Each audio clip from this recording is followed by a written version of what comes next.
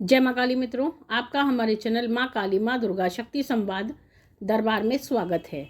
मित्रों, अगर आप हमारे चैनल पर नए हैं तो हमारे चैनल को सब्सक्राइब कीजिए, लाइक कीजिए, शेयर कीजिए, साथ ही नोटिफिकेशन बेल को भी प्रेस कीजिए, जिससे हमारी आने वाली वीडियोस का नोटिफिकेशन आपको तुरंत मिल जाए।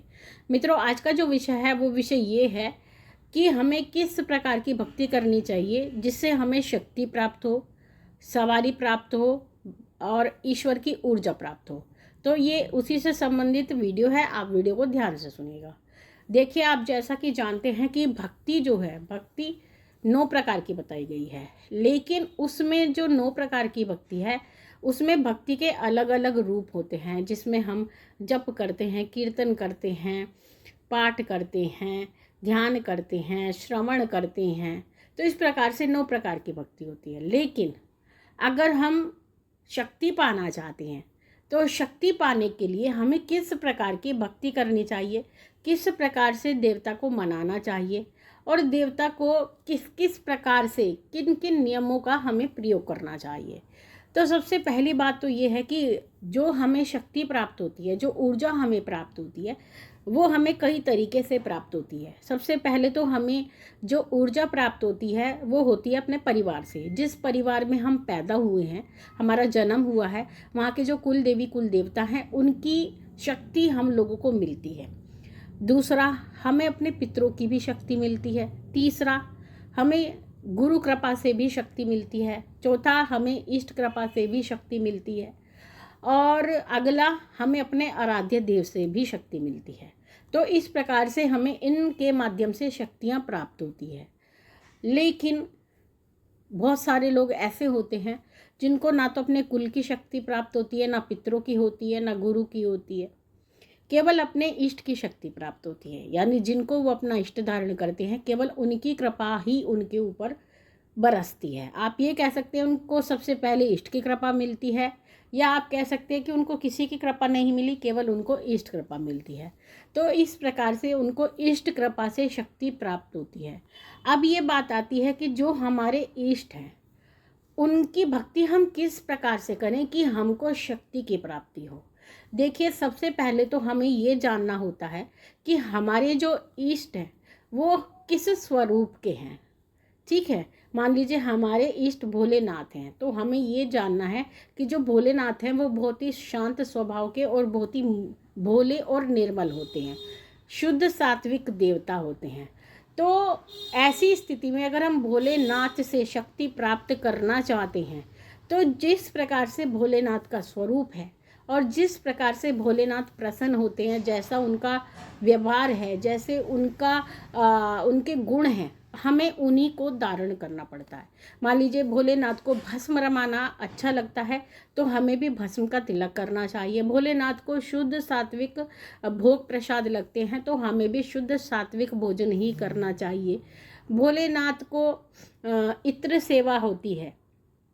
भोलेनाथ को जो होता है, जितने भी जो पदार्थ या नैवेद्यों का प्रयोग किया जाता है उनकी सेवा में, वो सभी प्रकार के शुद्ध होते हैं।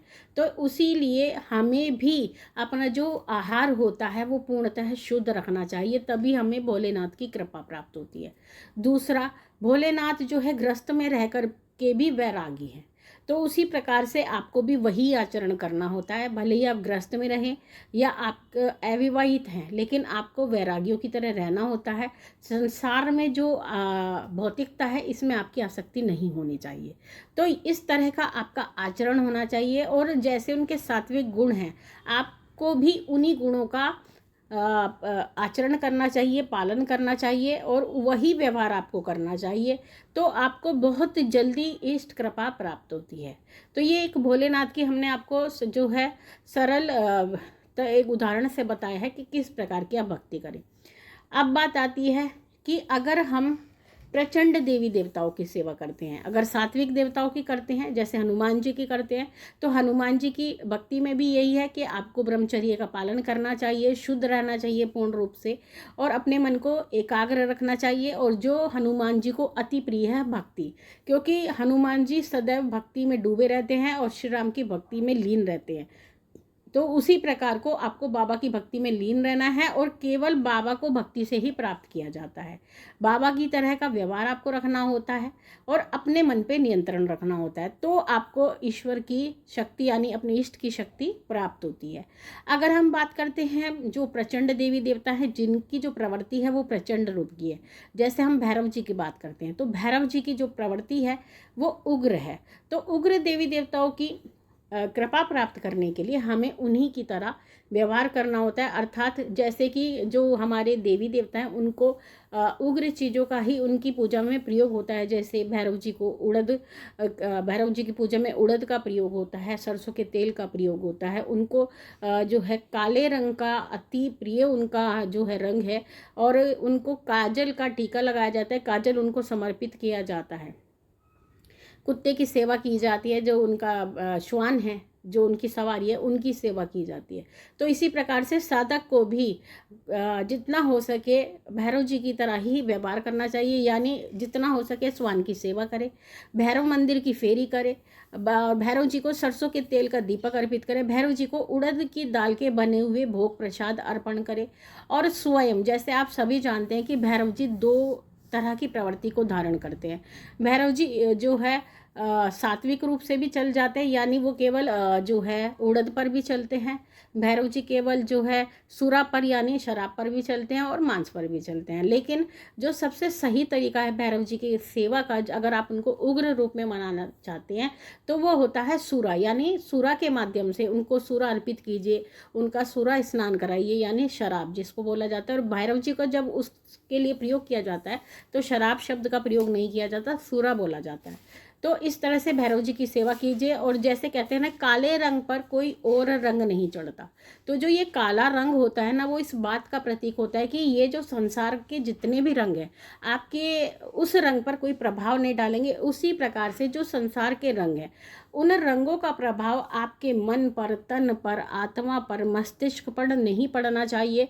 और जो भैरव जी की भक्ति है केवल उसी में आपको रमा रहना चाहिए। और भैरव जी की एक सबसे बड़ी विशेषता है कि जो भैरव जी हैं वो भक्त वत्सल हैं। देखने में वो उग्र रूप धारण करते हैं लेकिन वास्तविक रूप से वो भक्तों के लिए बहुत सौम्यता धारण करते हैं। तो इस प्रकार से आप जिस प्रकार से भैरव जी हैं वैसे ही उसी आचरण से आपको भैरव जी की पूजा करनी चाहिए। अगर आप देवताओं के अनुसार आचरण करते हैं तो बहुत जल्दी आप उनकी शक्ति को प्राप्त कर लेते हैं।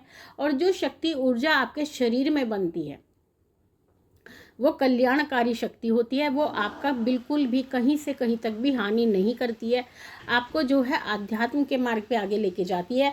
और जब आप आध्यात्म के मार्ग में आगे बढ़ते हैं तो जो आपका भौतिक मार्ग है वह स्वतः ही प्रशस्त होने लगता है।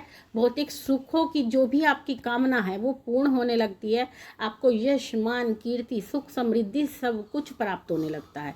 क्योंकि जो व्यक्ति माया को त्याग देता है माया उस व्यक्ति के पीछे पीछे रहती है, और जो व्यक्ति माया को पाना चाहता है तो माया उससे दूर भागती है।